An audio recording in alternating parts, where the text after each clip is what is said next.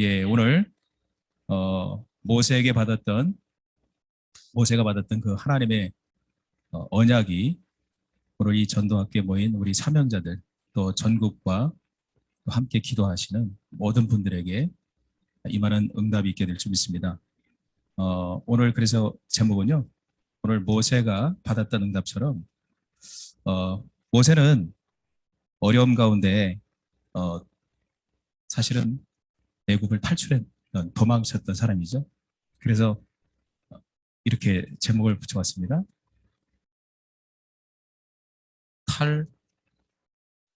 탈애굽한 모세. 원래 모세는 애굽에서 살인자로 도망쳤던 그런 신분이었습니다. 그런데 오늘 80세가 된 오늘 출애굽기 이 3장은 이제 하나님께서 모세를 향해서 완전히 출애굽의 지도자로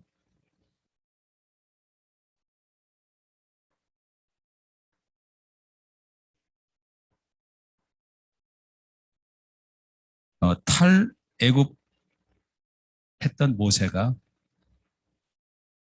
이때는 뭡니까? 이제는 출애굽의 지도자로 바뀌는 놀라운 응답을 받는 그런 시간표가 된 점 있습니다. 예, 어, 우리 탈북민 이렇게 얘기하잖아요. 북한을 탈출한 분들. 마치 모세처럼 어려운 가운데 어, 북한을 탈출했던 거죠. 예, 그렇게 해서 살기 위해서 어려운 가운데 북한을 탈출했는데 모세도 마찬가지였잖아요.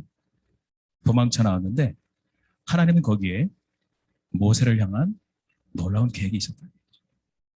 예, 하나님은 모세를 결국 어떻게 해요? 애굽을 살리는 출애굽의 지도자로 세우기 위한 하나님의 원대한 계획이 있었다는 사실입니다. 그래서 오늘 우리가 이 언약을 붙잡고 함께 응답을 누렸으면 좋겠습니다. 예, 제가 오늘 여기에 스케줄을 잡을 때 저는 정말 너무 북한 선교에 대해서 정말 무지한 사람입니다.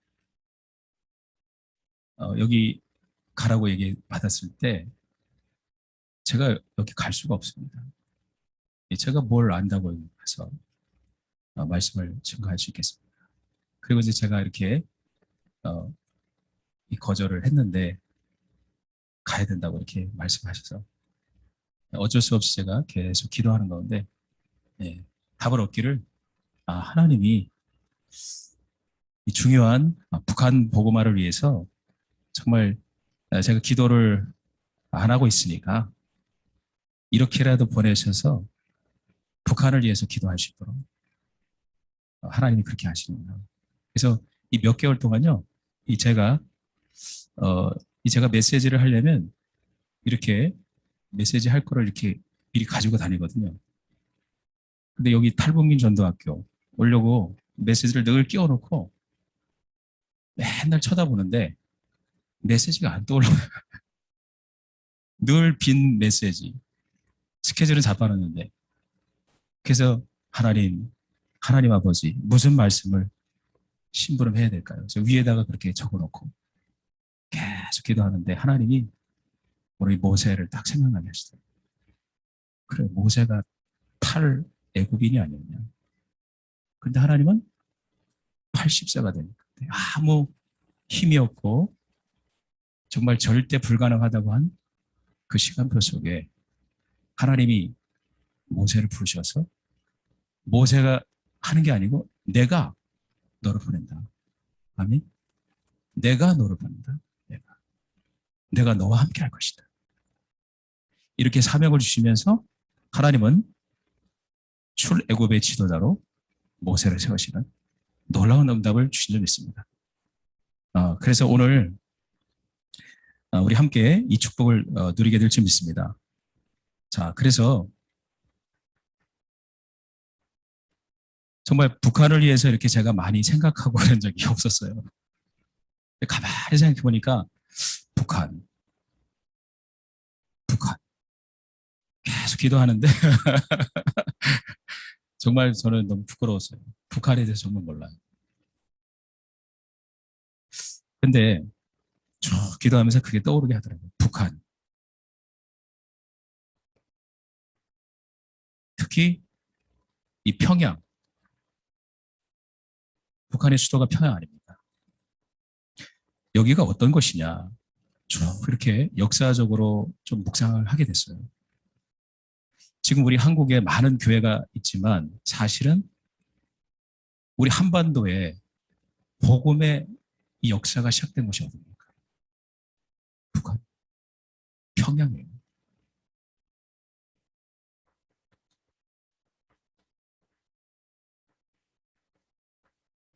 이 복음의 역사가 시작된 곳이 평양입니다. 평양이에요.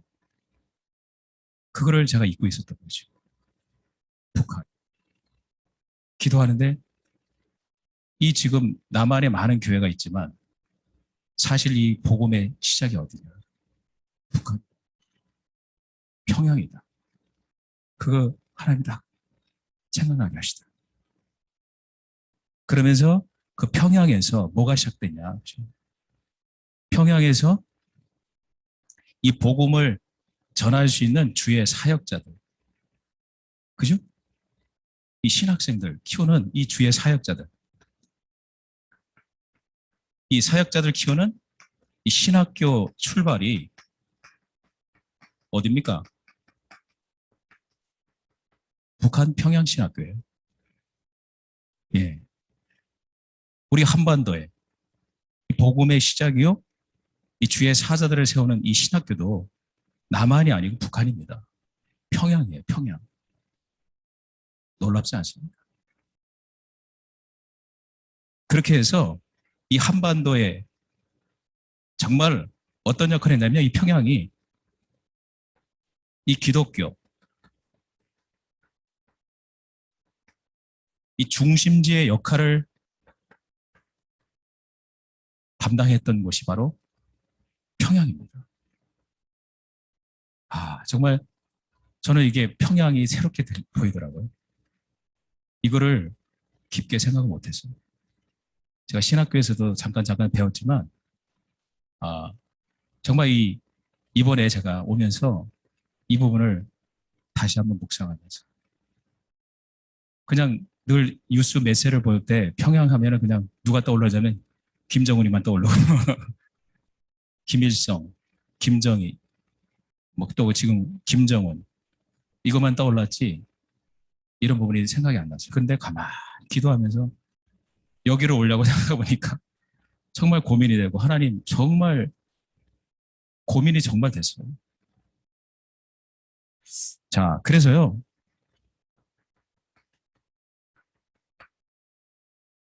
하나님은 우리를 이렇게 결국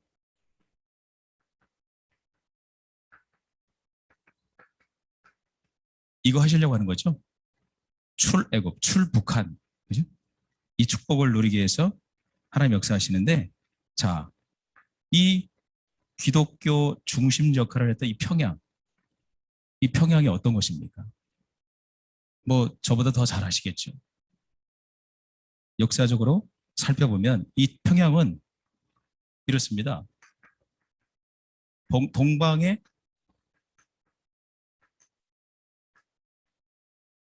예루살렘이었습니다. 이스라엘의 수도가 예루살렘, 거기가 복음의 중심지였던 것처럼 이 동방의 예루살렘이라고 불릴 정도로 평양은 그렇던 곳입니다. 놀랍지 않습니까? 동방의 예루살렘입니다. 평양이 동방의 예루살렘이었어요. 정말. 그냥 예루살렘이라 그냥 지어줍니까? 그죠? 그냥 교회가 몇 군데 있다고 해르치는 게 아니라 완전히 복음으로 불탔던 그런 현장이 바로 평양이었습니다. 그 시점이 어딥니까? 여러분, 영국에서 24살의 젊은 청년이 선교의 꿈을 안고 개신교 선교사로 파송된, 여러분 아시잖아요. 토마스 선교사.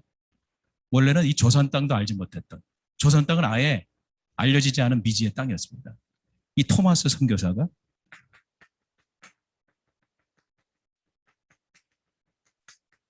처음에는 중국의 상해 선교사로 파송이 됐던 인물입니다. 그것도 24살에 결혼해서 영국 하노이 교회의 파송 선교사로 중국 상하이로 왔던 겁니다.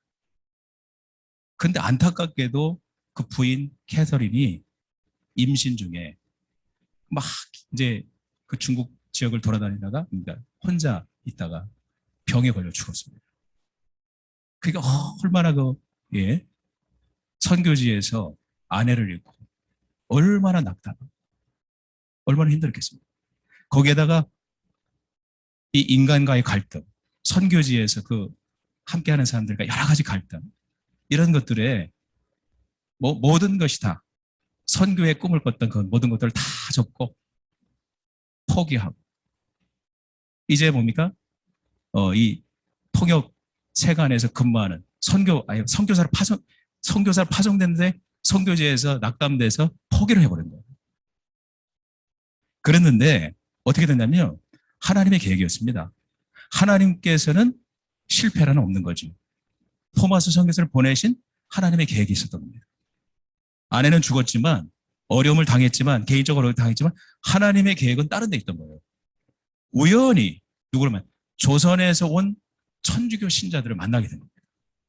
조선에서 그때 뭡니까? 한참 흥선대원군이 그것도 천주교로 핍박하는, 천주교 신자들을 막 죽여버리는, 막 이러한 피해, 그러한 핍박에, 그때 조선 땅에서 건너왔던 그 천주교 신자들의 얘기 듣고 어떻게 합니까? 그 선교사의 그를 포기했던 그 마음의 뜨거운 열정이 다시 불러옵니다. 그래서 하나님이 토마스 선교를 통해서 조선 선교의 목표를 갖도록 하나님이 역사하신 겁니다. 이게 하나님의 놀라운 은혜가 아니겠습니까? 다 포기했는데 하나님이 새롭게 불을 붙게 됐죠.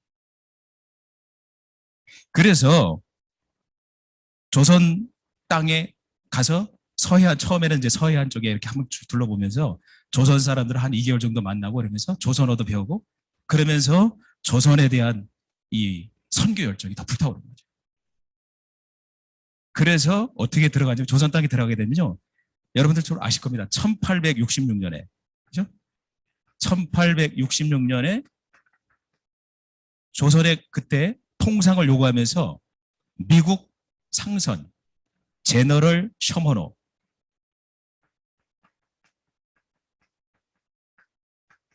셔먼호에 뭘로 올라타려면요. 통역사로 들어가게 된 겁니다. 예, 이 사람들은 이제 조선의 문을 열기 위해서, 그러나 어떻게 됐습니까? 조선은 이 서양 오랑캐락이기 때문에 모든 외부의 세력들을 전부 다 막는 그런 시기였거든요. 대동강을 거슬러서, 평양 대동강을 거슬러서 제너럴 셔먼호가 조선의 문을 열겠다고 엄포를 놓고 하는 가운데 서로 뭡니까? 쌍방간의 공격이 된 거죠. 그러다가 어떻게 했습니까? 대동강 문이 빠지면서 꼼짝달짝 못하고 제너럴 셔먼호가 조선 군사가 쏜 화살과 대포와 이걸 통해서 불타버린 겁니다. 더 이상 견디지 못하고 여기 전부 다 죽어버립니다.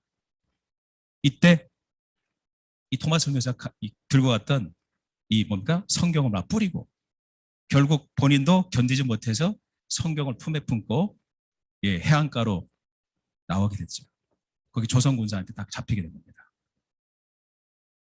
그러니까 거기에서 이 대동강 거기에서 토마스 선교는 순교하게 됩니다.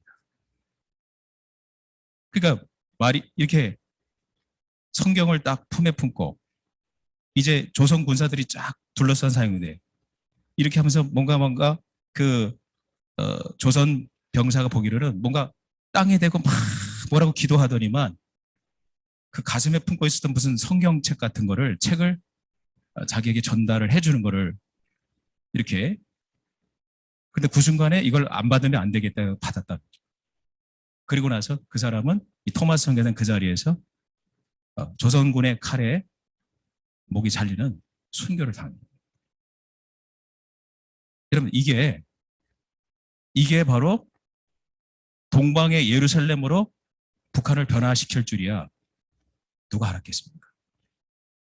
토마스 선교는 조선 땅에 들어와서 본격적으로 복음도 한 번도 전하지 못하고 그 자리에서 27살에 생을 마감합니다.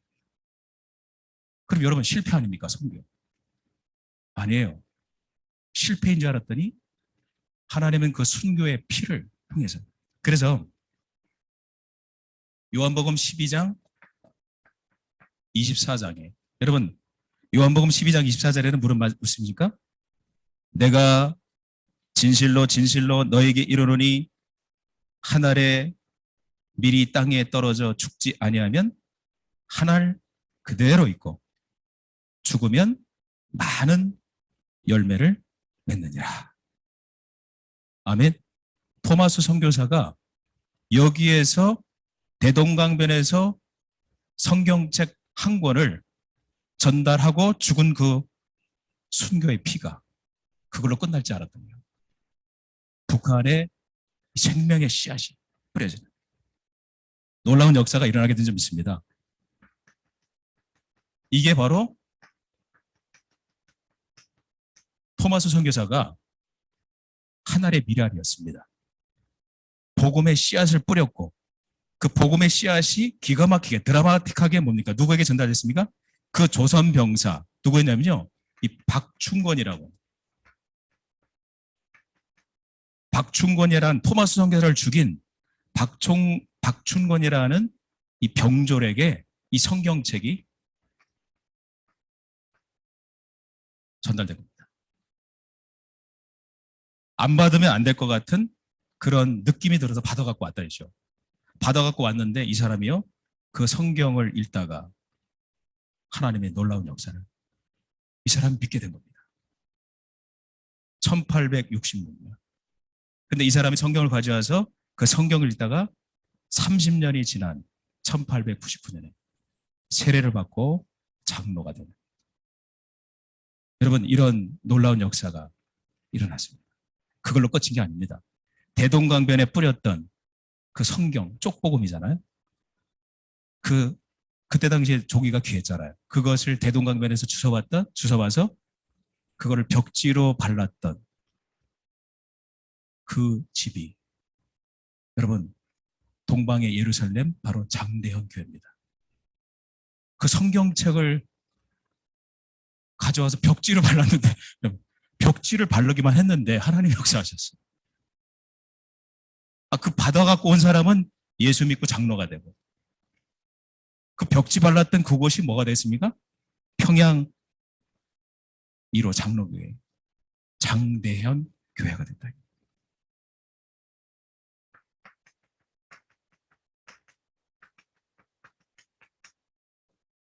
저는 여러분 저 이거를 신학교 때 조금 배웠었어요.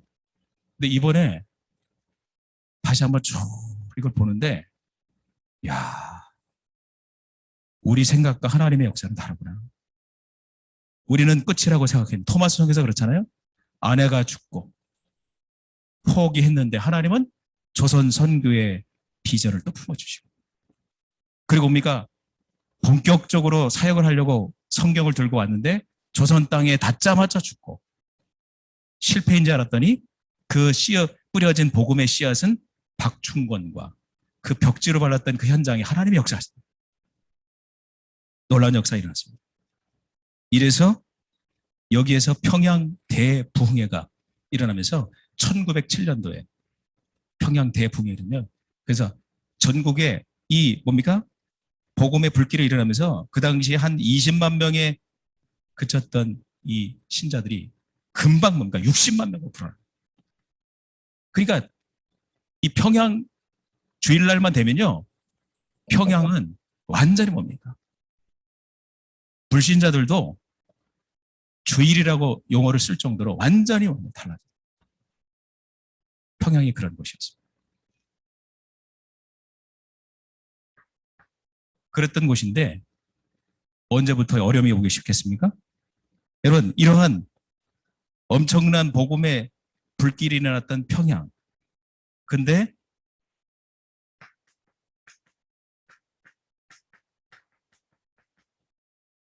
교회의 타락이 시작됐습니다. 언제 일어나지 보시죠? 일제치하의 1938년도. 여러분,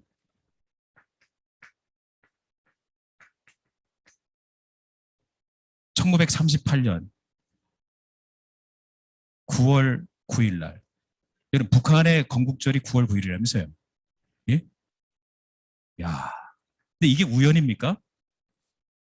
9월 9일. 1938년 9월 9일, 여기가 뭡니까?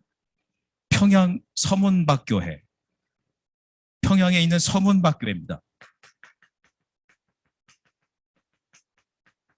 여기에 제27회 대한예수교 장로회 총회.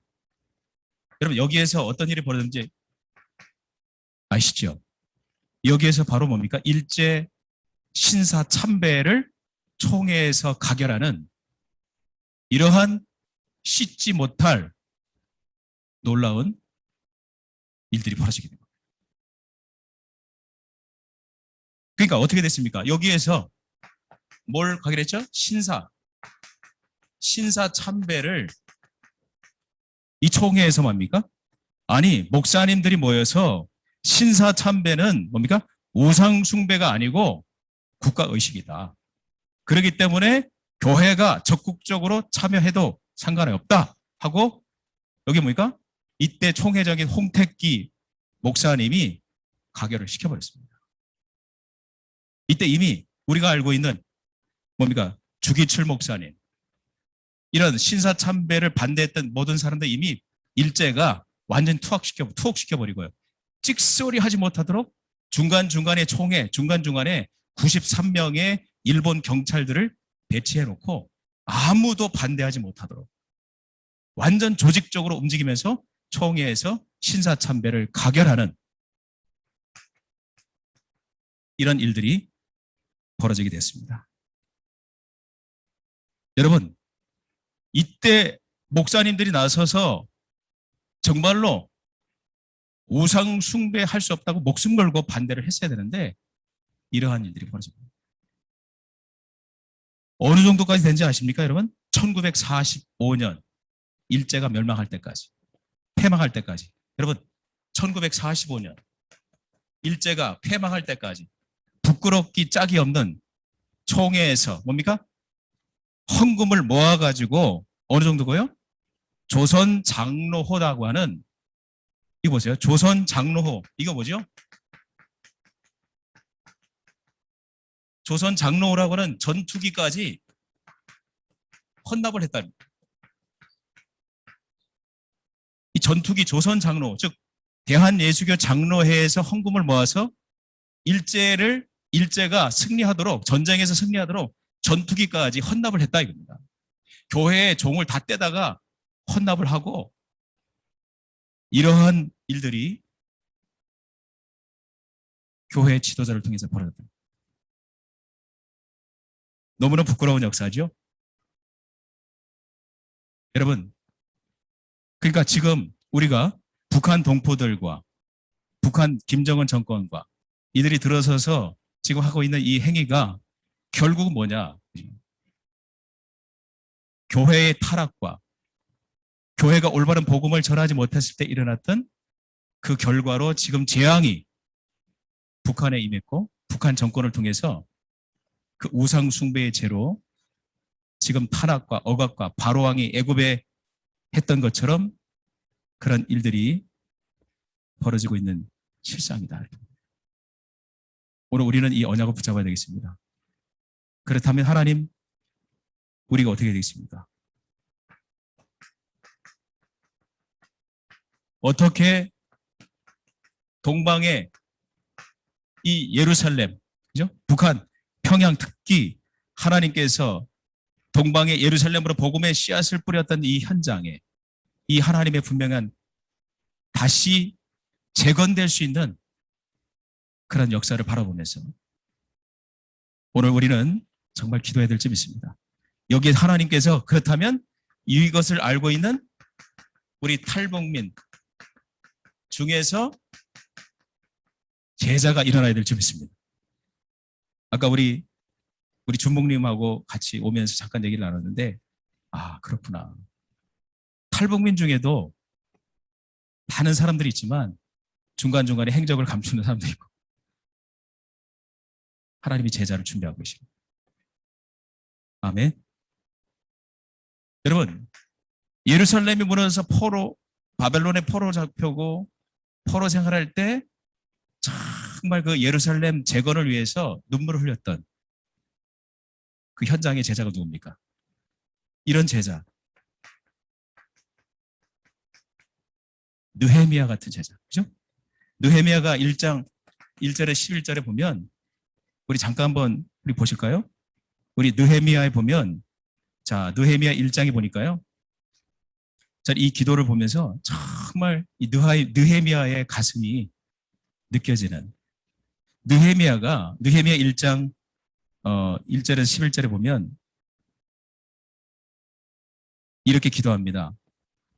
그 예루살렘 성벽이 무너지고 그 예루살렘 거민들이 고통받는다는 얘기를 듣고 이렇게 기도하죠.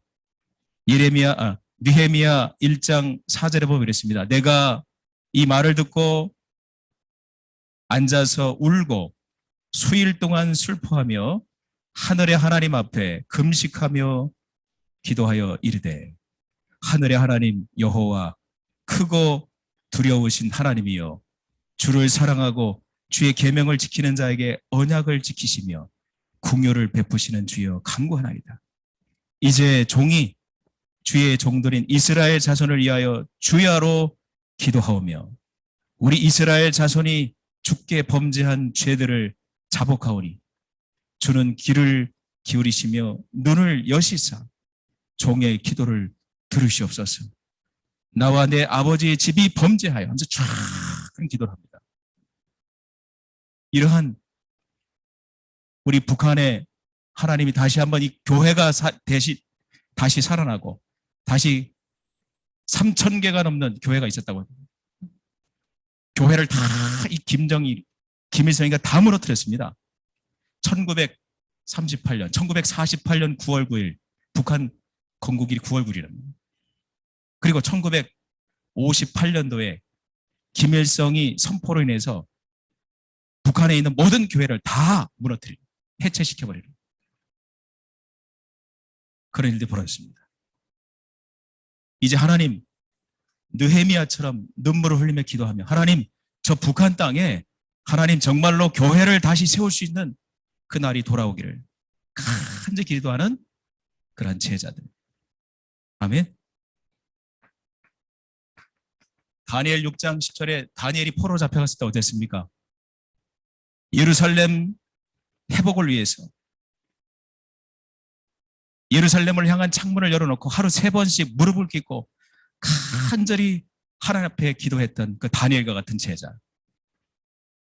아멘. 이런 제자들이 우리 탈북민 중에서 일어나야 될 점이 있습니다. 하나님 그 제자들을 지금 이렇게 세워주시고 특히 오늘 모세 같은, 그죠? 어떤 제자입니까? 모세는 이미 어렸을 때부터 어머니 요게벳을 통해서 들었던 복음이 이제는 뭡니까? 출애굽기 3장 18절에 모세야 가라. 바로왕에 가서 얘기해라. 3일쯤 가서 피제사 드리겠다고 얘기해라. 이 복음을 아는 모세와 같은 제자. 아멘. 하나님께서는 이 모세와 그와 함께했던 어떤 제자입니까? 여호수아와 갈렙 같은 제자. 이런 제자를 하나님께서 지금 준비하고 계신 점이 있습니다. 오늘 이 기도 수첩을 보니까 오늘 여기 와서 제가 깜짝 놀랐어요. 오늘 기도 수첩 메시지하고 다 맞아 떨어져요. 오늘 여기가 TCK 현장 아닙니까? 왜 TCK일까요? 이 기도 수업을 딱 보니까 야, 하나님이 보내주신 모세와 요셉 만나는 보물찾기를 시작해보세요. 오늘 이 현장이 하나님께서 북한을 다시 살리는, 북한의 교회를 다시 재건할 수 있는 중요한 응답의 시작이 바로 이 현장인 줄 믿습니다. 이런 TCK 제자 하나님께서 지금 세우고 계신 줄 믿습니다. 결론은 그랬어요. 이거죠. 북한 복음화의 시간표는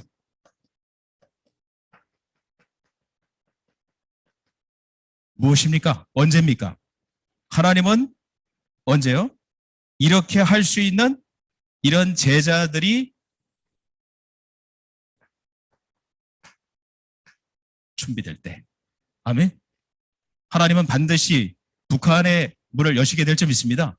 하나님께서 80세 모세를 준비시켰잖아요. 80년 동안 하나님이 모세를 준비시켜서 드디어 하나님의 시간표가 됐을 때 하나님은 모세를 통해서 애굽 복음화의 문을 여시게 된 줄 믿습니다. 출애굽의 하나님의 역사를 일으키시는 시간표가 모세가 호렙산에서 완전히 복음이 편집되고 하나님의 이 메시지를 알아듣는 이러한 시간표가 됐을 때 하나님은 애굽의 복음화의 문을 여는 응답의 역사 일어나게 된 줄 믿습니다. 오늘 여기 계신 우리 전국에 또 온라인을 통해서 메시지를 받고 있는 우리 모든 사명자분들이 바로 모세와 같은 축복을 받으신 줄 믿습니다. 그래서 정말로 사도행전 1장 8절에 이 언약 붙잡고 오직 성령이 너에게 임하시면 너희가 권능을 받고 예루살렘과 온 유대와 사마리아. 여러분 사마리아가 어디입니까? 우리로 하기하면 북한이 바로 사마리아 아닙니까? 사마리아와 땅끝까지 이르러 내 증인이 되리라 하시니라. 이 언약을 붙잡은 우리 제자들을 통해서 하나님은 이것은 뭡니까? 우리 힘으로 절대로 안 되는 거죠. 저도 북한을 생각할 때 야, 이거 북한 복음화가 되겠냐? 이런 절대 불가능한 거죠. 우리 힘으로. 그래서 이 하나님의 언약을 알고 이 비밀을 아는 제자들이 정말로 절대 가능한 응답. 어떻게 합니까? 하나님, 우리 힘으로는 안 됩니다. 하나님 보좌의 축복 누리게 하옵소서. 위에서 주시는 오직 성령이 너에게 임하시면 너희가 권능을 받고. 그러니까 이것은 뭡니까? 우리 힘으로 절대로 안 되는 겁니다. 절대 불가능하고 절대 가능한 뭡니까? 오직 성령이 너에게 임하시면 보호자의 축복으로는 가능하다. 북한 복음화, 그죠? 그래서 하나님은 어떻게 합니까? 우리 힘이 아닌 하나님의 능력으로 시공간을 초월한 하나님의 능력만으로 가능하다. 그래서 어떻게 합니까? 북한의 모든 흑암을 무너뜨리는 빛의 역사가 일어나서 북한 복음화뿐만 아니고 북한을 발판으로 해서 중국과 전 세계, 유럽과 전 지역에 237 나라를 뻗어갈 수 있는 그 하나님의 절대 가능을 바라보면서 이 응답의 시간표를 바라볼 수 있는 그러한 제자들이 일어날 때 하나님은 북한의 본격적인 전도의 문, 선교의 문 여시게 될 줄 믿습니다. 오늘 이 부족한 종이 와서 무슨 말씀을 전할 수 있겠습니까?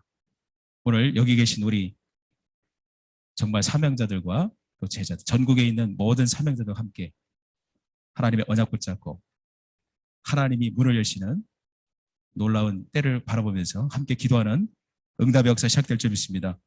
하나님 감사합니다.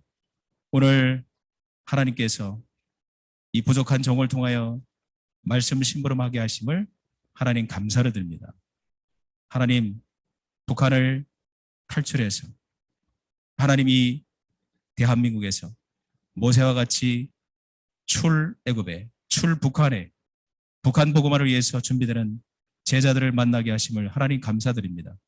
하나님께서 우리 힘으로는 안 되나 절대 가능한 보좌의 축복, 시공간 초월의 능력으로 하나님 북한의 237의 빛의 역사로 북한을 복음하고 세계에 복음하고 237과 5천 종족 살릴 수 있는 하나님의 증거를 허락해 주시옵소서.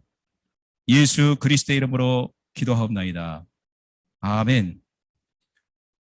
하나님께서 우리를 부르셔서 하나님의 원대한 북한을 살릴 수 있는 계획 속으로 우리를 이끌어 주심을 감사드립니다.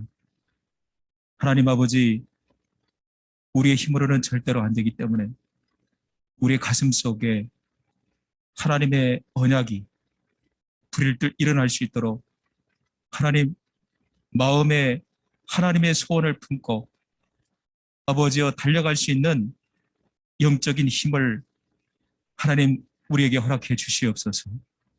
모세처럼 아버지여 실패한 인생이 아니고 하나님의 분명한 계획 속에 우리를 준비시켜 주시고 계신 줄 믿습니다.